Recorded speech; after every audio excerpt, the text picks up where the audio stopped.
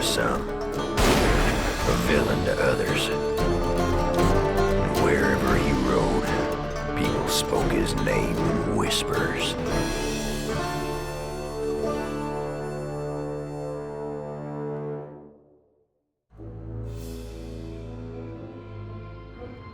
"30 miles west of Nacogdoches, Texas."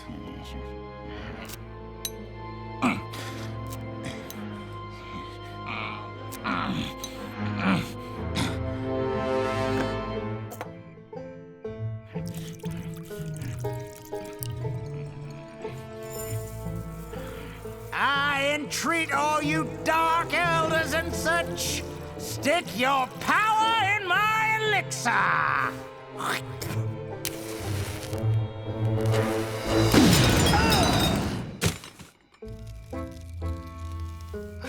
Maybe I ought to slacked on the spit. Remove your lard ass, Ramona. It's time I made you all a companion. Reckon you can't hear me, Hex, but I'm gonna talk to you anyway.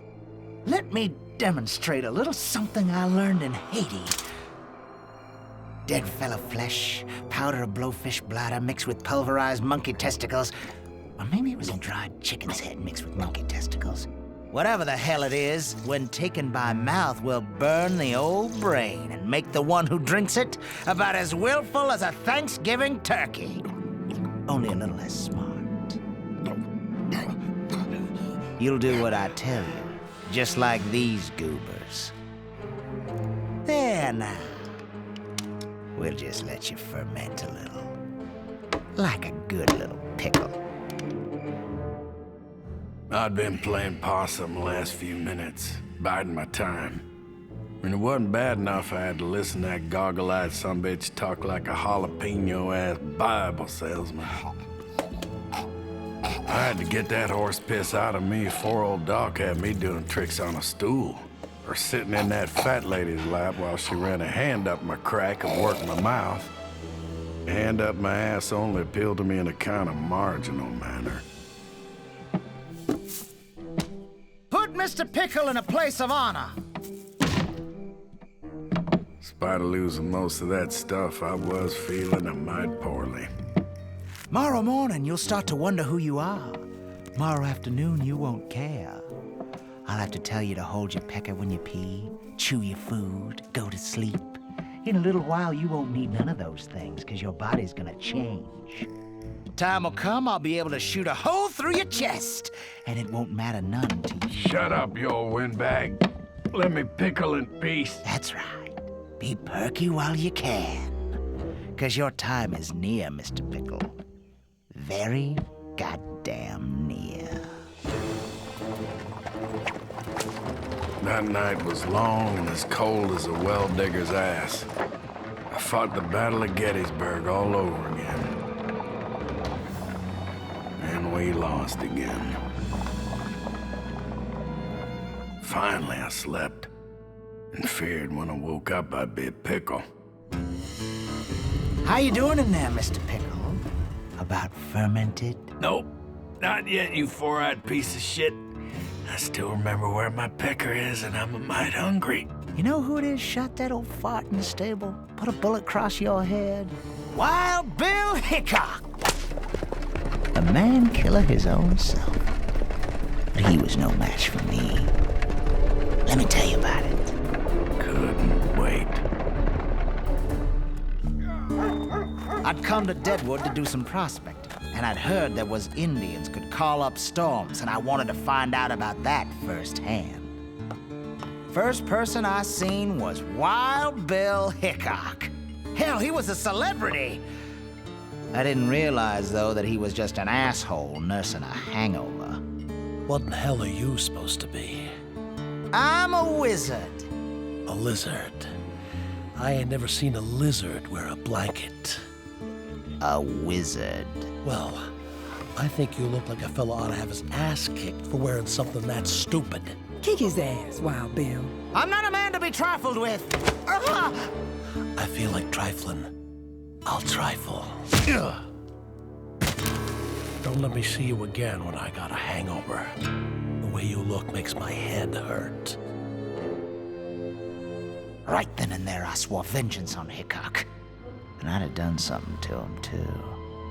But I was robbed of that delight by a rep-seeking scumbag named Jack McCall. Take that. Partially robbed, that is. I had plans for the body. That night I stole it and covered the grave. But those idiots, in their haste to keep the body from rotting, hadn't checked him close enough. Hickok was alive, even if most of his brains were leaking out the back of his head. This was better than I'd hoped for. I had a few spare noses lying about from some Indian graves I'd robbed. And I'd got a book called The Book of Doches from an old preacher in Waco, Texas. It was full of dark magic. I figured I'd try all the magic I knew. Take a little here, take a little there. Haiti and voodoo. Zombies. It was my first shot at that voodoo zombie business. And it worked. In time, I had Hickok trained just right. I kinda grew fond of him. I decided to make more friends. I bought a wagon and traveled around, recruiting.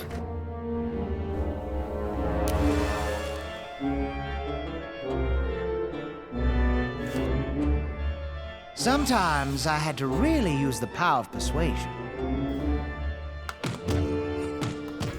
But pretty soon I had my own little sideshow together. And Hickok, moon blind or not, could hit anything he shot at. A positive side effect of being one of the living dead. Though a ripe aroma is something of a problem. But don't worry, Mr. Pickle. I'll keep you smelling sweet. Even though you won't know the odor of bull manure from a daisy. Night's coming. Gotta make camp. Ramona, start a fire. Rest of you boys tend the mares. I gotta drain my lizard. I was a mite dizzy from what little of that stuff had stayed in me, and I was so hungry I could see cornbread walking on the ground. I didn't want another dose of the doc's special medicine or his mouth, and I was feeling a little on the ornery side. Figured while I had some strength, I ought to make my move.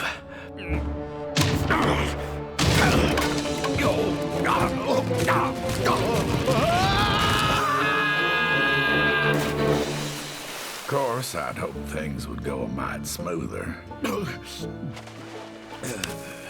Then again, reckon I always do.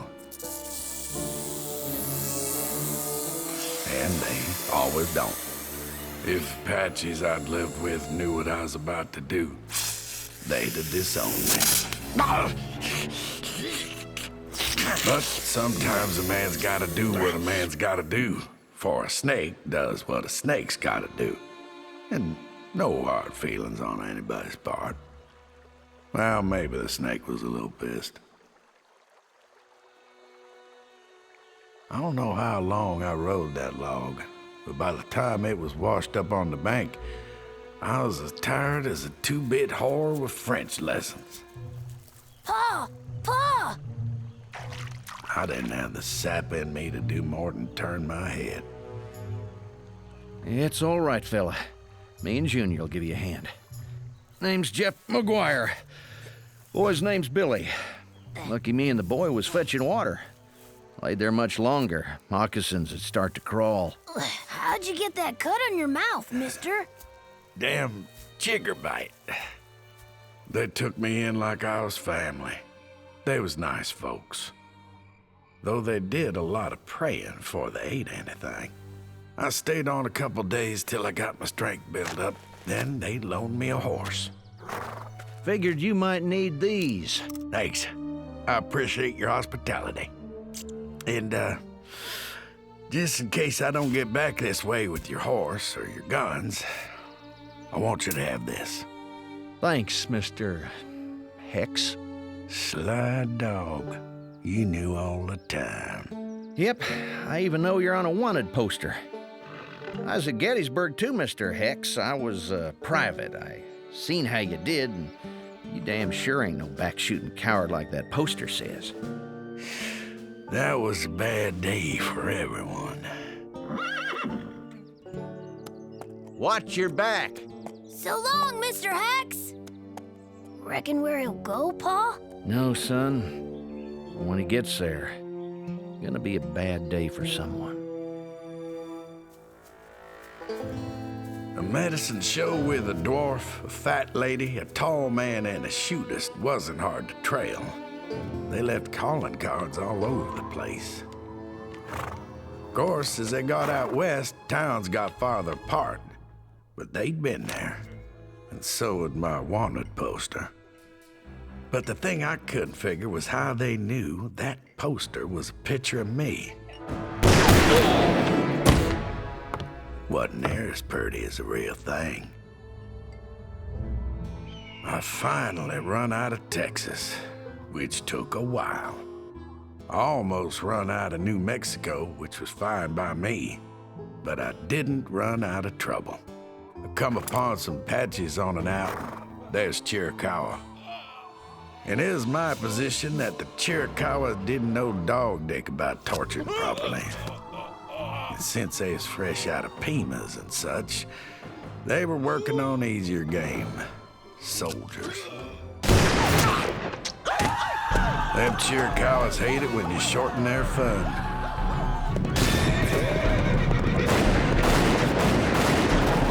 The Apaches were gaining.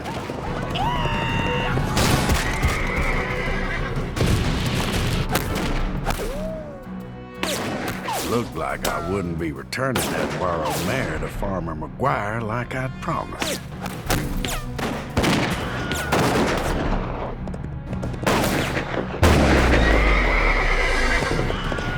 I'd been run right smack dab into them Chiricahua's cousins. They was proud to see me.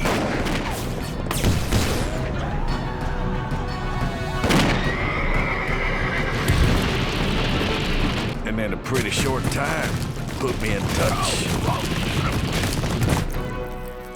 with some old friends. But it looked as if we was gonna be a smidgen too busy to chat up old times.